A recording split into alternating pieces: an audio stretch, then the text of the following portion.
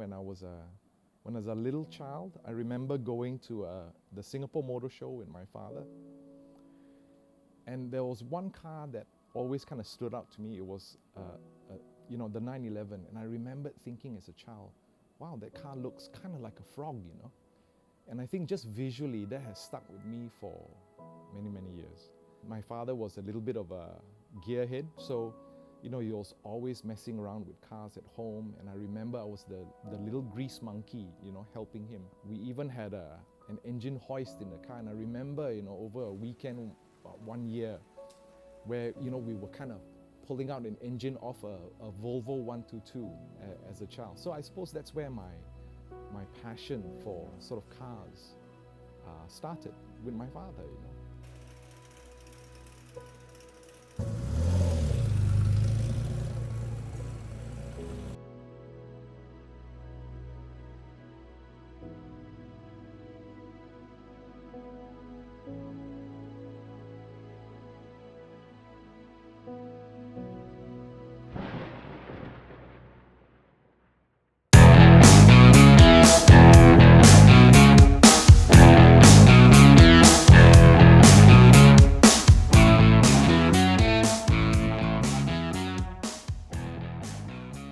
My very first car was a late 60s Beetle. And I remember driving it when I was in my early 20s, and I was thinking, my God, this car is virtually indestructible.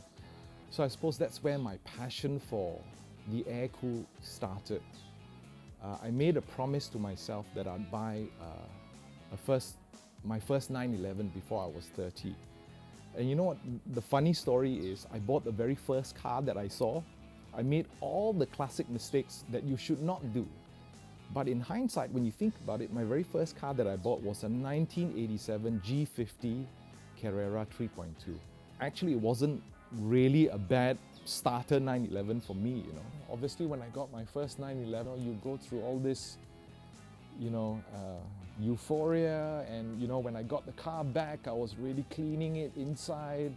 I couldn't stop myself from opening stuff, as I was doing it. But, of course, I had to learn about the car. Aircon wasn't working, those kind of things.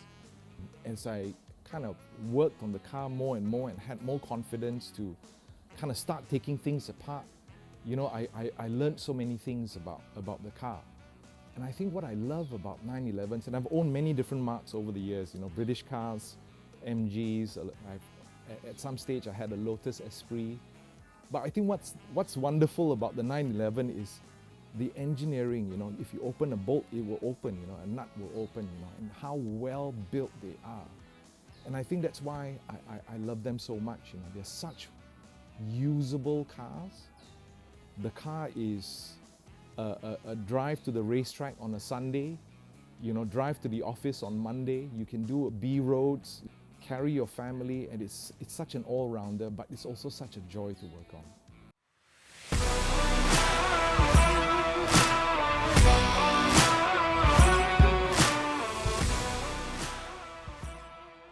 If I talk about the Beetle to the Aircooled, there's so many similarities. Obviously, the sound of the engine is one thing that hits you, and of course the smell of that slight burnt oil smell that you detect when you drive the car, and of course the handling, the genius of the engineering from the people's car to the world's most favorite sports car. It's such an amazing kind of evolution over the years, which I thoroughly love, about Ferdinand Porsche, and what he has done for motoring.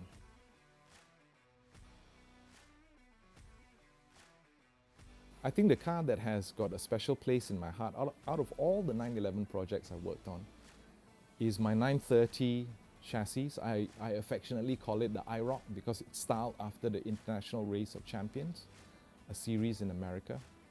And why I like this car was because when I bought it, it was just a shell. It had wheels, it had no engine, no gearbox, no seats, no glass. And I think when I got that car, I told myself, wow, here's an opportunity for me to really dig in. So what I did was I bought this, the half cut. It's a 79 SC. And the reason why I bought this was because it had everything in it. It had the wiring harness, it had all these little bits and pieces of trim and what have you. that I could scavenge and build my dream car, you know. So it's got, right now my IROC has got a 79 SC big valve engine. It's got JE pistons, you know, hotter cams. Used to have carburetors, but you know, carburetors are really grumpy in the morning, and I used to wake up my neighbors. But now it's got ITBs and a modern fuel injection system, and it's completely lightweight.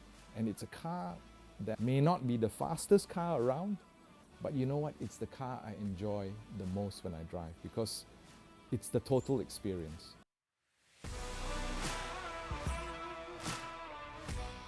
The process to do a restoration, it can be different stages. What I'll do is I always sit and discuss with the owner what his vision is. And of course, being in advertising and design, you know, I also have a part to play in it. If he wants to put a massive body kit, a gaudy paint job, then, you know, he's probably not the client for me. At least get the car fundamentally safe, because if you need to drive it, then make sure it starts, stops, doesn't catch fire, you know, address the bodywork. I'm always of the opinion that paint isn't performance. You know, having a nice paint job or a nice interior isn't going to make your car drive better. So for me, those things are less important. If we can agree on what we need to do with this car, not just from the body, paint, the look of it, but, you know, from a usability point of view. So engine, braking, suspension, those kind of things. So we discuss that at the very onset first. So what normally happens is, if I agree to take on the project, the car comes to my house, I jack it up, I remove everything. And what I do is I do the hard labor. Basically, I crawl underneath and then I clean everything. And why is that important? Because the chassis of the 911 is the single most important part of the car. After which, the car is taken to my trusted mechanic, whom I've known for 20 over years, so nobody touches my engines except him. So the engine and transmission is dropped at his place. The car is then sent to my welders, after which is sent to paint. Simultaneously, all the interior pieces that have been stripped from the car is sent to the trimmers. When everything is done with the chassis, after it's painted, it's sent back to my mechanic, who then assembles everything back. Of course, what I normally do is I kind of project manage the restorations from top to toe. I control every part of the process. As an example, if the engine and transmission need some parts and some work, so the parts is also ordered simultaneously. So when it's sent to my engine builder, everything is there. And the thing is, I've been doing this for, 20 years already. And I've built up fairly good network of suppliers who've actually become friends over the years. So anything that you need, I can source it, no problem. So I think when I do that, I project manage that for the customer. I think it's very, very helpful, you know, because the process is kind of smooth along the way.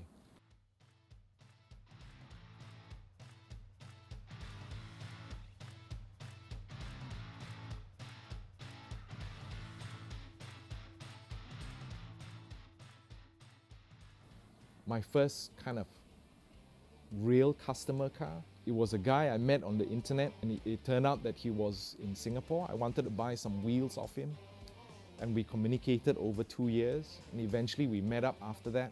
And he actually had the same car as me, you know, a 964, also in white. I told him, if you want me to work on your car, I only have 3 simple rules. The first rule is, whatever I tell you to change and that needs to be fixed, do it. The second rule is, don't argue with me. The third rule is, when in doubt, refer to rule 1 and rule 2. And you know, we worked on that car. It had quite a few things that we had to address, but the car has turned out to be a really beautiful piece. So when the car was done, maybe after about 2.5 years, when he drove it back to Singapore, the Singaporean Porsche community could not believe what has happened to his car, from what it was before and what it looked like now. And that was, I would suppose, one of the highlights when I built this particular project. The other car that I'm equally proud of is my green backday. And I think what I try to do with every build is, every build that you do, I always try to push myself just that one little step further just to make it better than the one before. So these are the two kind of, restos that I've been very, very proud of.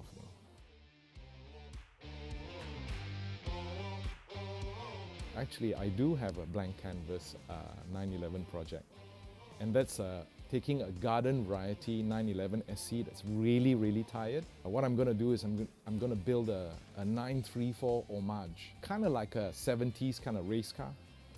It's not just the body kit that I'm going to do, though that's very, very important. Completely changing the suspension. We're going to weld different pickup points because we're going to fit 911 turbo swing arms. It's going to have 911 turbo brakes. It's got an amazing suspension kit from Elephant Racing in the US.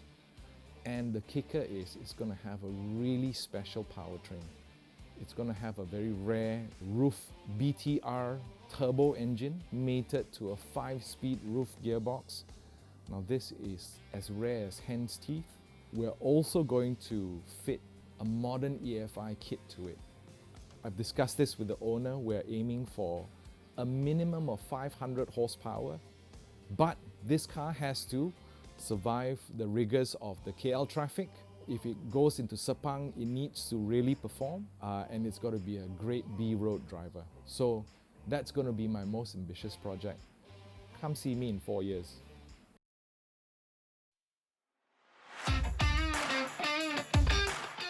I used to have a variety of cars. I've had a Lotus Esprit, I've had an MGB, I've had a Jeep Wrangler, I've had an Audi RS2, amazing car, the wagon. But I just couldn't find parts for it. After working on all these other different brands, I decided no, Porsche's for me, because I think the parts community, the people who are willing to come out and help you and give you advice. And that's the reason why I decided just to stick with Porsche, because it's just so much easier to work with. Actually, if I could have another 911 in this world, it wouldn't be a 911. It would be a Porsche 904, designed by Butzi Porsche.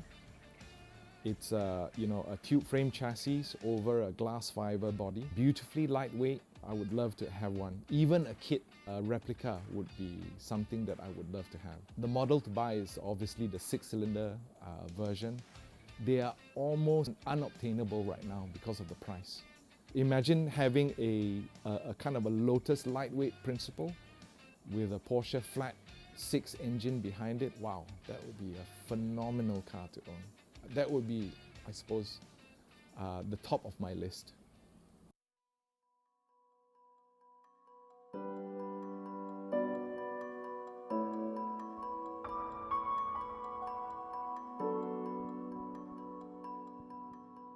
I started working in post-production, actually. So the post-production is where people, after they shoot, back then it was on film.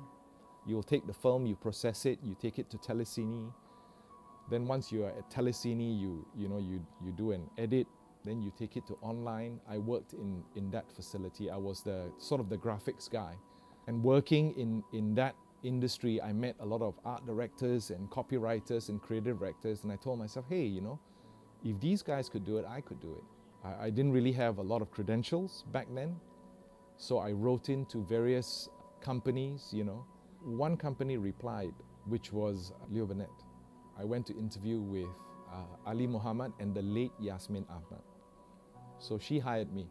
So I spent a good 6 years of my youth in Leo Burnett learning from a legend.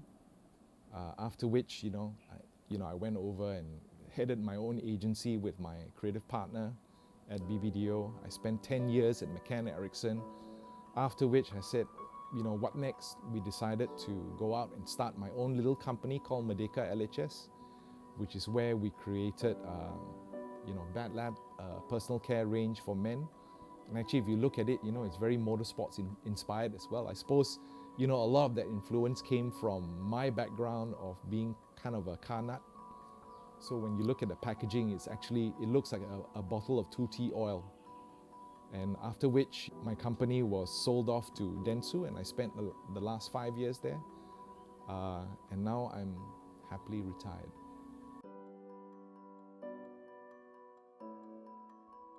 I've worked on various brands from McDonald's to KFC to Petronas to Marlboro when they were actually sponsoring the Motorcycle Grand Prix and Marlboro Adventure Team. And I've worked on a couple of automobiles brands over the years. Working on a campaign is very much like working on a car as well, because it always starts with a strategy. What is the final outcome? Then of course there's the art side of it. You have to execute the whole lot. So I think the principles are very similar, You know, I have to use a little bit of my imagination of what, be it, if I had to do a print ad or a TV commercial, what would the final outcome be? So I need to imagine that. So the principles are the same when I build a car. What would the final product look like?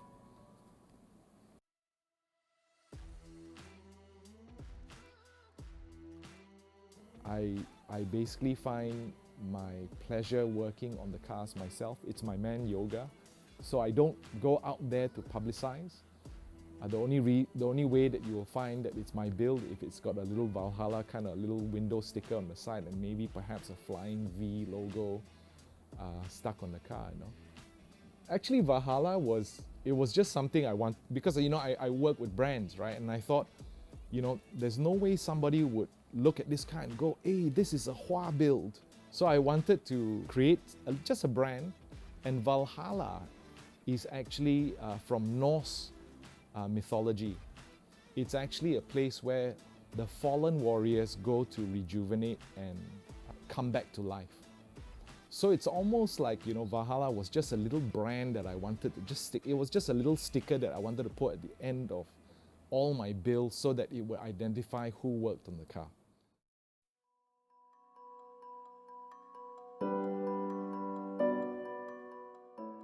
I think people like RWB and Singer, and of course all of this amplified by social media, has driven the values of these cars up. And of course we're getting a lot of younger people also getting into it. But I think not all of them are super fans. A lot of them jump on the bandwagon because it's trendy. You still have die-hard fans, people kind of in my age, the late 40s, 50s.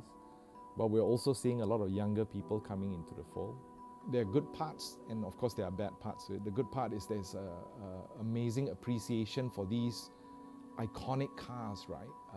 And possibly one of the most revered sports car. It's the most revered sports car in the world, right? So, well, that's good, but it's driven prices through the roof, Because the car is such an iconic car, it's like you buy an old Rolex, The older the Rolex, the more valuable it is.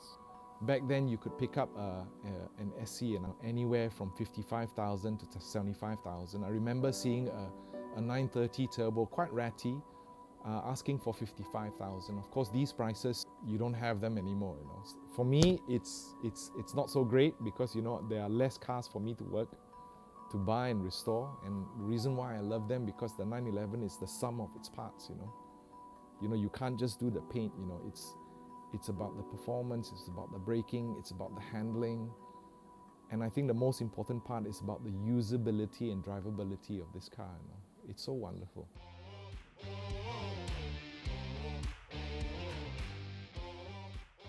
And I'll tell you a really funny story. I was on a work assignment. So I was in Buenos Aires in Argentina. I was there for work, in between I had a little bit of free time. So I asked the person who was helping us get around the city. I said, hey, do you know any great Porsche restorers? In fact, I found one on my mobile phone. Can you ask them whether I can come visit? So the lady, made some calls and she said, yeah, sure, the owner will be happy to have you, but he doesn't speak any English. So I said, well, it doesn't matter, So I went over, and the shop's called Carlos Zanassi. He's a slightly elderly gentleman, 60s, maybe close to 70s. And he had a beautiful workshop, right? While we didn't speak each other's languages, the wonderful thing was, we understood each other completely when we were talking about the cars. And he had a beautiful soft window 911 here, and he was doing kind of a retro mod to his 964, and I think that's the wonderful thing about the Porsche community. You know, if you're a true fan, you know, eventually you would bond over this icon, you know, which is the 911.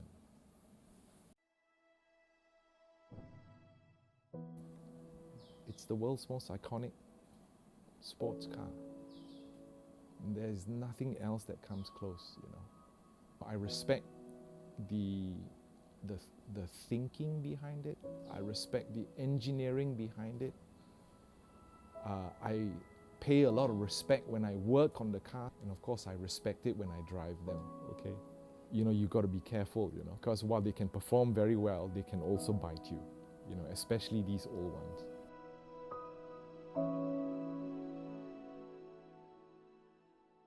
I'm Hua, and those are my 911 stories.